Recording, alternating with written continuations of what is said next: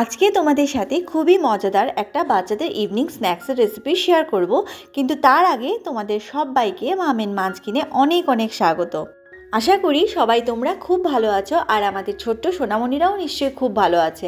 আর এটা প্যানকেক বলো বা টিক্কি বলো, যাই বলো, এটা কিন্তু বাচ্চাদের খুবই পছন্দের একটা ইভিনিং স্ন্যাক্স হতে পারে। তো চলো দেরি না করে রেসিপিটা আগে শুরু করি।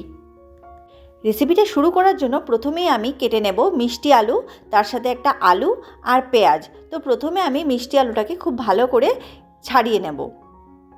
তো মিষ্টি আলুতে কিন্তু প্রচুর পরিমাণে রয়েছে ভিটামিন এ এবং এটা কিন্তু বাচ্চাদের জন্য খুবই হেলদি একটা খাবার। আর মিষ্টি আলু বাচ্চাদের ইমিউনিটিকে বাড়াতে সাহায্য করে, তার সাথে সাথে ব্রেন ডেভেলপমেন্টেও কিন্তু গুরুত্বপূর্ণ ভূমিকা পালন করে। তাছাড়া আমাদের ডাইজেস্টিভ সিস্টেমকেও কিন্তু ভালো রাখে। আর এখানে আমি দেখো আলু কেটে নিয়েছি, আলুটাকে ছাড়িয়ে নিয়েছি, আর এখানে পেঁয়াজটাও কুচি করে নিয়েছি। এবারে আলু আর মিষ্টি আলুটাকে ছোট ছোট টুকরো করে কেটে নেব। ঠিক এই রকমভাবেই আমি পাতলা করে কেটে নিচ্ছি। তো এরকমভাবেই আমি পাতলা পাতলা করে কেটে নিয়েছি যাতে সময়টা একটু কম লাগে। তারপরে আমি একটা স্টিমারে এরকম ছড়িয়ে দিয়ে আমি স্টিম করে নেব যতক্ষণ না আলুগুলো খুব ভালো করে ভেতর থেকে সেদ্ধ হয়ে যাচ্ছে।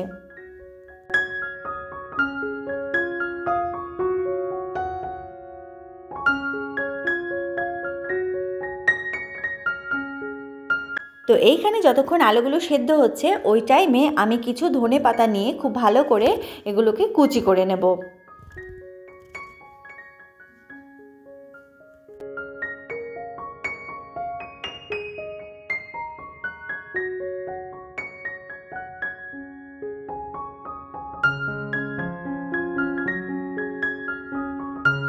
তো ধনেপাতাগুলো কিন্তু দেখো খুব ভালো করে কুচি করা হয়ে গেছে। এবারে দেখো আগে থেকে ভিজিয়ে রাখা 2 চামচ সাবুদানা, ওটাকে আমি 2 ঘন্টা আগে ভিজিয়ে রেখেছিলাম। তারপরে জলটাকে ড্রেন করে আমি কিন্তু এখানে একটা পাত্রে নিয়ে নিলাম। তার মধ্যেই দিয়ে দেব স্টিম করে রাখা আলু আর মিষ্টি আলুগুলো।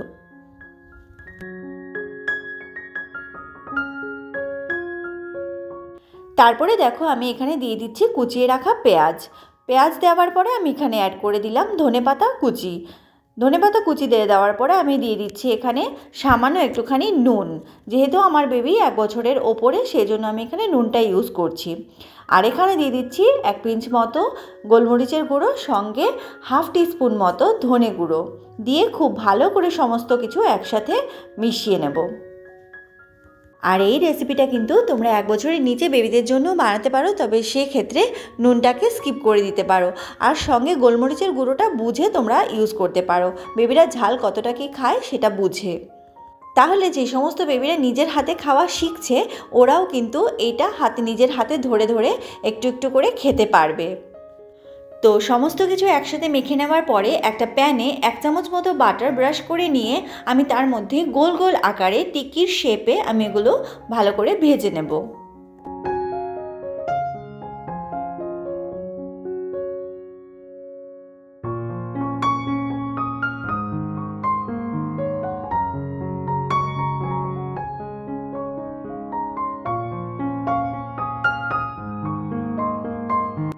তো তোমরা দেখতেই পেয়েছো কতগুলো টিক্কি আমি রেডি করে ফেললাম, এবং আমি প্যানের মধ্যে ছড়িয়ে দিয়ে একটা ঢাকা চাপা দিয়ে আমি 2-3 মিনিট মতো কুক করে নিচ্ছি।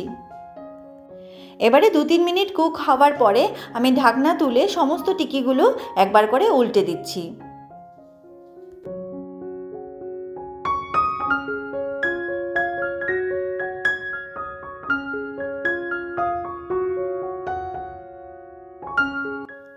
তো এখানে দেখো সমস্ত টিক্কিগুলো উল্টে দেওয়া কিন্তু আমার কমপ্লিট হয়ে গেছে।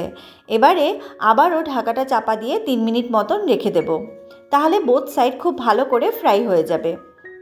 আর আমি যেহেতু পুরো প্রসেসটা লো টু মিডিয়াম হিটে করছি, সেই জন্য টিক্কিগুলো কিন্তু খুব বেশি ক্রিস্পি হবে না বা খুব বেশি ফ্রাইডও হবে না।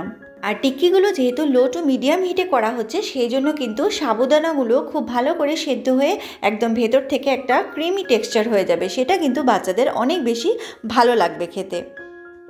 তো এখানে দেখতেই পাচ্ছ সাবুদানার টিক্কি কিন্তু একেবারে রেডি বেবিকে সার্ভ করার জন্য। তাহলে আর দেরি কিসের, চলো সার্ভ করে দিই। তো তো আমি এখানে বেবির জন্য সার্ভ করছি, আর সঙ্গে এতগুলো টিক্কি বানিয়েছি, সেটা শুধু বেবি তো আর খাবে না, বেবির মাও খাবে। তো সেই জন্য বাকিগুলো আমার জন্য রেখে দিয়েছি, আর এখানে বেবিকে সার্ভ করে দিচ্ছি।